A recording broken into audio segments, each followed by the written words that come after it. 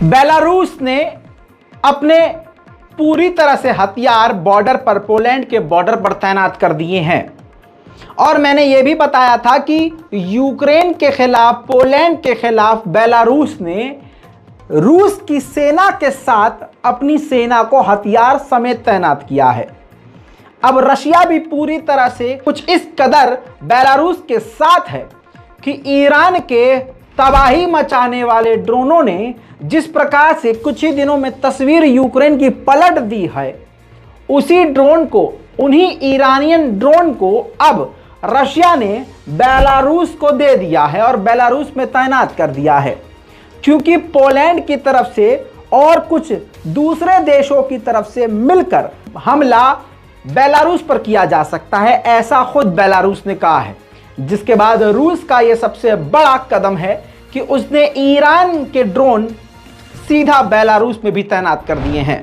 वहीं आपको बता दूं, जर्मनी ने डिफेंस सिस्टम, अपना टॉप एडवांस सिस्टम IRIS-T नाम का डिफेंस सिस्टम यूक्रेन में भेज दिया है। हालांकि अमेरिका का सबसे टॉप का डिफेंस सिस्टम यूक्रेन में, कीव में फेल हो गया है। सिर्फ 80 से 82 मिसाइलें मारी थी रूस ने, जिसके बाद आधी ही मिसाइल रोक पाया अमेरिका का। अब देखते हैं जर्मनी का यह डिफेंस सिस्टम क्या खेल करेगा। इससे पहले यूक्रेन छाती पीटता, इससे पहले ही यूएन में रशिया ने एक्सेप्ट कर लिया कि उसने जो हमला किया था उसमें उसने बिजली घरों को निशाना बनाया था, जिसमें उसकी मिसाइल सटीक जगह पर गिरी, जिससे यूक्रेन की बिजली और बत्ती काफी जगह गुल हो गई। जी हाँ, यह भी एक बड़ी खबर है कि रूस का इतना कामयाब हमला रहा वो कि यूक्रेन में अब बत्तियां गुल हो रही हैं और ज़ेलेंस्की ने बिजली का कम इस्तेमाल करने के लिए लोगों से कह दिया है। अब यूएन में यह साफ साफ रूस ने कह दिया कि हमने हमला सटीक किया और हमारा निशाना बस ये कुछ ऊर्जा के संसाधन थे, बिजली घर, वाटर सप्लाई एरिया, लेकिन हमारी कई मिसाइलें रेजिडेंटल इलाके में जाकर गिरी, जिसमें हमारी गलती नहीं है, हमारा निशाना कुछ और था। इसके बाद यूक्रेन ने पहले भी कई बार कहा था, यूएन में रूस को आतंकी कहा, लेकिन रशिया ने पहले ही कह दिया था हमारा निशाना कुछ और था, लेकिन गलती से मिसाइलें रेजिडेंटल इलाके में गिर गई हैं। हालात ऐसे हैं कि यूक्रेन की राजधानी को फिर से सेफ माना जा रहा था, लेकिन अब यूक्रेन में रहने वाले यूक्रेनियन फिर से खौफ में आ गए हैं। कल मैंने आपको दिखाया था कि मिसाइल किस तरह से दूर से दिखाया, मैंने आपको इलाकों में यूक्रेन के जाकर गिरी, लेकिन अब वो सारी तस्वीरें मेरे पास आ चुकी हैं कि जब रूस ने वो खौफनाक हमला किया तो उस वक्त जहां जहां मिसाइलें गिरी थी वहां के हालात क्या थे। देखना चाहेंगे? देखिए।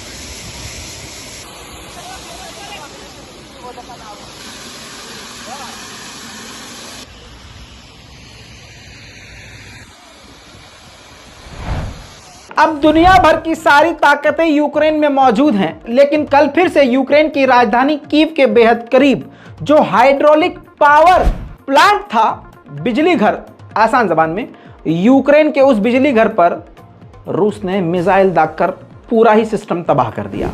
वहीं नेटो के चीफ ने उलट बयान दिया है। नेटो के चीफ का कहना है कि रशिया हार रहा है यूक्रेन में, इसलिए उसने ऐसा घातक और हिंसक हमला किया जो जता रहा है कि रशिया हार रहा है और ये रशिया कमजोर है।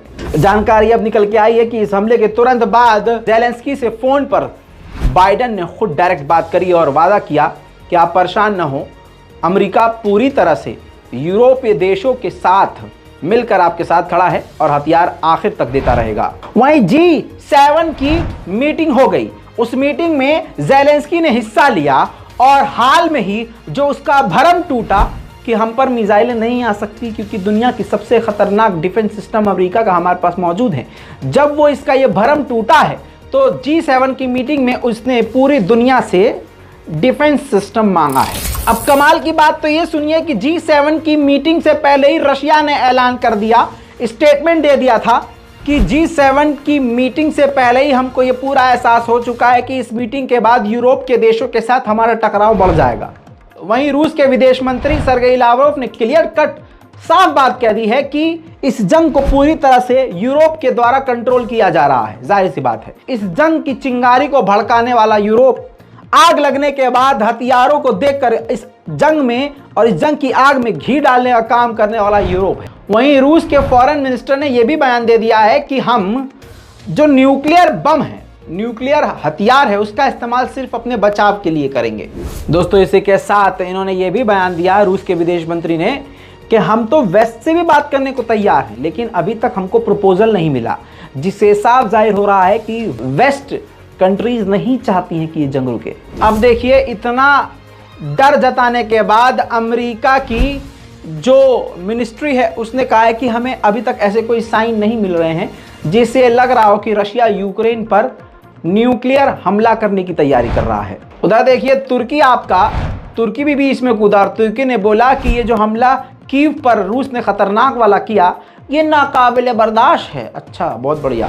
दोस्तों, आने वाले कुछ दिनों में खबर ये आ रही है कि आज ही कल में कजाकिस्तान की राजधानी में रजब तैयब एर्दोगान और रूस के राष्ट्रपति व्लादिमीर पुतिन मुलाकात कर सकते हैं। उधर बात करें मारिया ज़खारोवा यानी रूस के विदेश मंत्रालय की प्रवक्ता, उन्होंने भी क्लियर कह दिया है कि जो मीडिएशन करवा रहे हैं जैसे कि तुर्की, इनकी तरफ से भी कोई हमको प्रपोजल नहीं मिला है जंग रोकने का।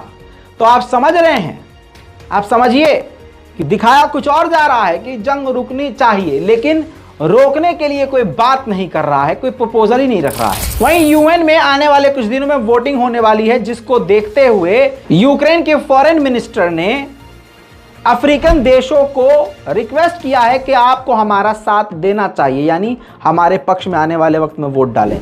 उधर रूस पर जब भी पाबंदी लगाने की कोशिश की जाती है वेस्ट कंट्रीज के द्वारा, कहानी उल्टी हो जाती है, उल्टा रशिया ही पाबंदी लगा देता है। व्लादिमीर पुतिन ने उल्टा वेस्ट के देशों पर 2023 के अंत तक का पाबंदी लगा दिया है कि वेस्ट कंट्रीज में हम कोई भी फूड सप्लाई नहीं करेंगे।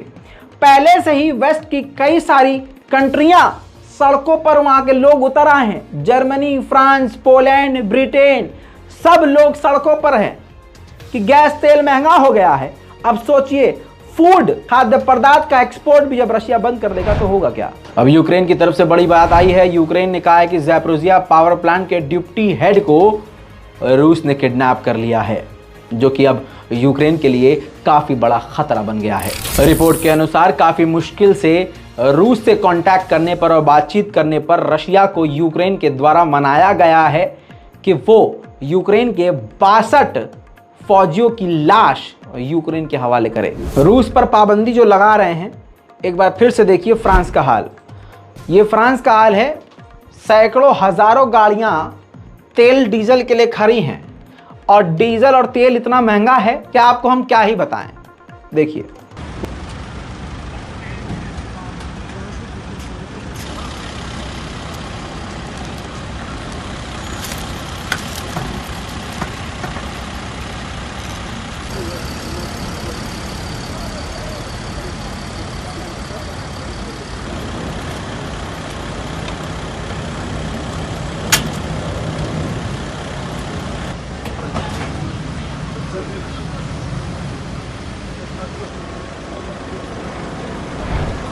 भाई साहब, हालात ऐसे हैं कि फ्रांस की सरकारी गाड़ियों में भी फ्यूल खत्म हो रहा है अब। आपकी स्क्रीन पर ये देखिए, फ्रांस की पुलिस की गाड़ी का पेट्रोल खत्म हो गया है तो लोग धक्का लगाकर पेट्रोल पंप लेके जा रहे हैं। नेशनल प्राइम टाइम में मैंने आपको बता दिया है कि किस प्रकार से फेसबुक, इंस्टाग्राम लगातार भारत के बीजेपी के आईटी सेल के हेड मालविया, जी हां अमित मालविया के कहने पर, एक रिपोर्ट करने पर किसी के भी अकाउंट को ब्लॉक कर देते हैं और पूरी तरह से नजर रखते हैं। बीजेपी के हाथ में फेसबुक है और इंस्टाग्राम है और ट्विटर है, पूरी की पूरी नजर रखी जा रही है यहां पर। अब आपको बताऊं, हिंसा भारत में इन्हीं सोशल मीडिया के जरिए बढ़ती है और बढ़ाई गई है। जो बहुसंख्यक समाज है वो मुसलमानों के खिलाफ पोस्ट करते हैं तो वो डिलीट नहीं होता है। मुसलमान हक की आवाज उठा देते हैं तो तुरंत उनका अकाउंट सस्पेंड कर दिया जाता है, उनके घर पर पुलिस भी पहुंच जाती है, यूएपीए लगाकर जेल में भेज दिया जाता है। अल्लाह और पैगंबर को गालियां बकने वाले पोस्ट कभी भी बैन नहीं होते हैं और अकाउंट पर कोई कार्रवाई नहीं होती है, क्योंकि अमित मालविया बीजेपी का इंसान है और बीजेपी के आईटी सेल का हेड है। वो जो बोलेगा वही होगा, मोदी जो चाहेंगे वही होगा। अब ये चीज रशिया में भी हो रही थी, लेकिन रशिया तो रशिया है।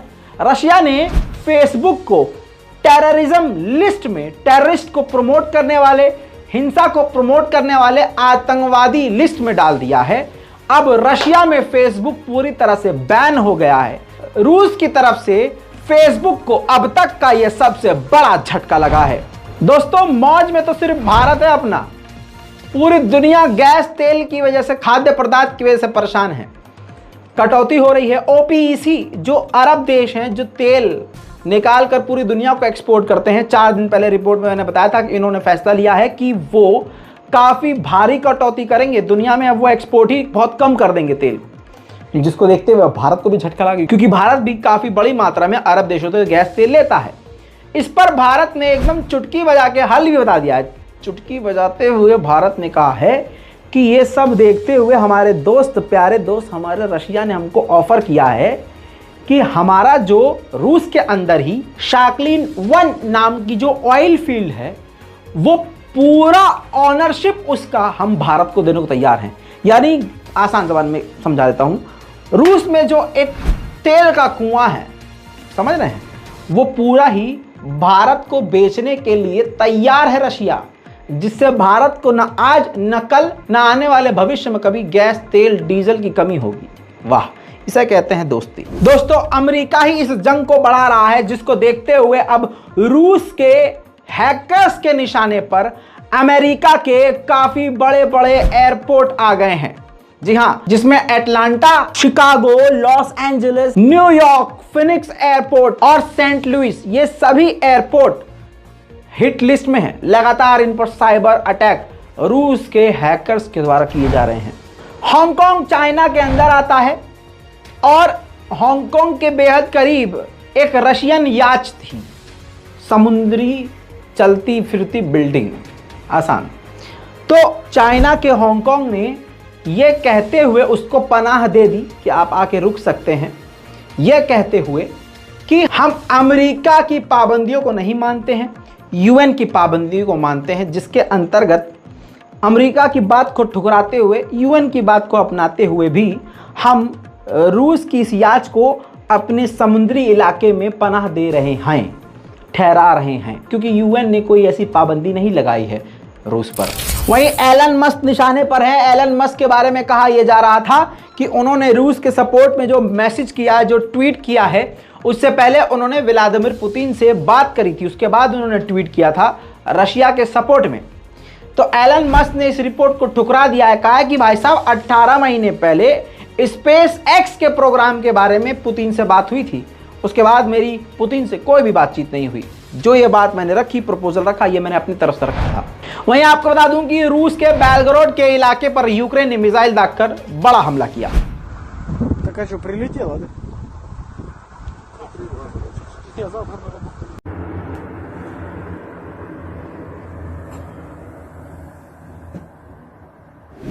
वहीं दोस्तों, ओपीईसी प्लस का जो फैसला है, जो पूरी दुनिया में गैस तेल की कटौती करेंगे, जिसमें सऊदी अरब भी आता है। और हाल में ही बाइडेन ने बड़ी मुश्किलों के बाद सऊदी अरब से रिश्ते ठीक करना शुरू किए थे। अब OPEC प्लस की कटौती के बाद सऊदी अरब से रिश्ते ठीक करने की चाहत पर दोबारा से अमेरिका सोच रहा है। लेकिन अमेरिका की सरकार ने कहा है कि ईरान पर हमारी नज़र है और रहेगी। अब ईरान हमारे लिए ज़्यादा खतरा है। इसको देखते हुए हम सऊदी अरब से रिश्ते बनाने की मजबूरन कोशिश कर ही रहे हैं। वहीं UAE के प्रेसिडेंट, जी हाँ, जैसे मैंने आपसे कहा आपकी स्क्रीन पर, UAE के प्रेसिडेंट ने रशिया पहुंचकर व्लादिमीर पुतिन से मुलाकात करी। इस दौरान पुतिन ने साफ साफ कहा कि पूरी दुनिया में कोई ऐसा देश नहीं है जिसके खिलाफ वो बड़ा काम कर रहे हो, कोई ऑयल पर पाबंदी लगाने का काम कर रहे हो। उनकी कोई ऐसी मंशा नहीं है कि किसी देश पर पूरी तरह से गैस तेल की पाबंदी लगा दी जाए। हमारी लड़ाई यूक्रेन से है और यूक्रेन को भड़काया जा रहा है। हम बातचीत करने के लिए तैयार हैं, लेकिन हमारे पास कोई सही प्रपोजल नहीं है। उधर देखिए कनाडा की चाल देखिए। कनाडा 40 कॉम्बैट इंजीनियर पोलैंड भेज रहा है यूक्रेन के लड़ाकुओं को, सैनिकों को ट्रेनिंग देने के लिए। देखिए दोस्तों, जैसा मैंने आपसे कहा बिल्कुल सही हो रहा है। बेलारूस ने जिस प्रकार से अपने सैनिक तैनात किए हैं, डर जायज है, क्योंकि फ्रांस की तरफ से अब यह बड़ी जानकारी आई है कि यूक्रेन के आसपास के देशों में, पोलैंड भी आता है भाई, आसपास के देशों में फ्रांस अपने हथियार तैनात करेगा। तो दोस्तों, अब धीरे धीरे जो दूसरे देश भी हैं वो भी सेना समेत, हथियारों समेत यूक्रेन के सपोर्ट में रशिया के खिलाफ मैदान जंग में उतर रहे हैं। नेटो को यह एहसास हो रहा है कि हम कुछ भी कर लें, व्लादिमीर पुतिन झुक नहीं रहे हैं, रशिया झुक नहीं रहा है। तो नेटो के चीफ ने बड़ा बयान दिया है। नेटो के चीफ ने कह दिया है कि अगर पुतिन जीत गए तो ये पूरे नेटो की हार होगी। अब आई असली बात मुंह पर। कीव पर घातक हमला जो कल किया, दोबारा से वाटर सप्लाई रुक गई, बिजली रुक गई, और तो और जो कम्युनिकेशन टावर होते हैं, मोबाइल के टावर होते हैं, वो भी काफ़ी ज़्यादा बर्बाद हो गए। जिसके बाद कई इलाकों में मोबाइल के नेटवर्क ही आना गायब हो गए। जिसके बाद कुछ मंजर ऐसा था।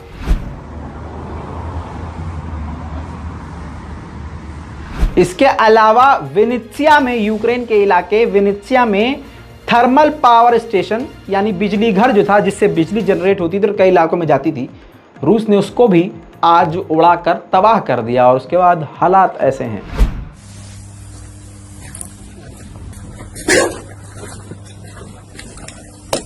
Пизда, компрессора тут.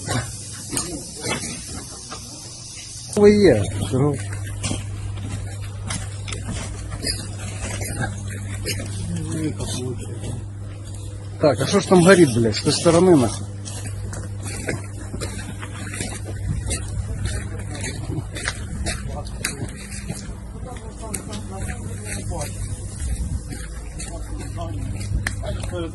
Что ж там дымит, блядь? बात यही नहीं रुकी। शाम होते ही रूस ने रोज की तरह यूक्रेन के कई इलाकों पर तोपें भी दाग डाली।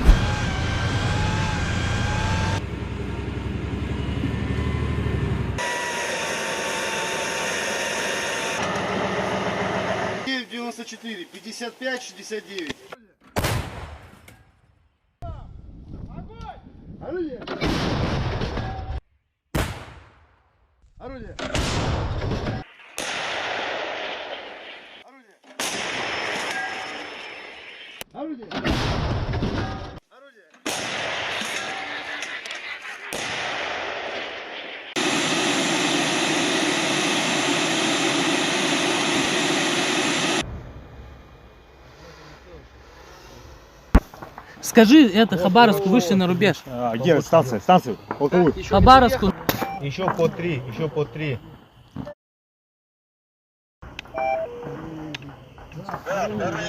Туда же бьет. Да. Без, хорошо, по цели суетолога отработал. Без левее. Без левее. Стянешь, значит, О, сейчас это футбол.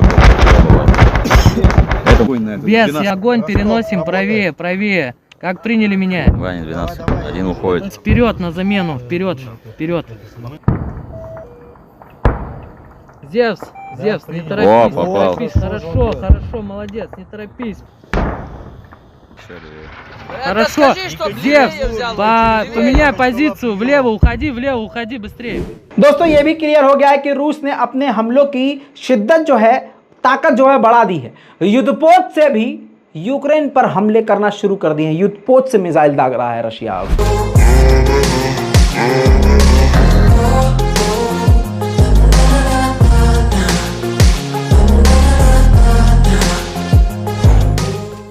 दोस्तों रशिया और यूक्रेन वॉर अपडेट में अभी तक के लिए इतना ही। दुआ कीजिए कि ये जंग जल्द से जल्द खत्म हो। इस रिपोर्ट पर अपनी राय जरूर लिखिए। आप अपना वक्त किसी गोदी मीडिया के चैनल पर बर्बाद मत कीजिए। अगर हम 20 मिनट की खबर बना रहे हैं तो 20 मिनट की खबर में आपको 10 मिनट का ऐड नहीं दिखेगा, 30 सेकंड 15 सेकंड का ऐड दिखेगा, लेकिन आपको सारी प्योर न्यूज विद प्रूफ इसी तरह से मिलती रहेगी। मैं हूं रजा और आप देख रहे हैं रजाग्राफी। जय हिंद।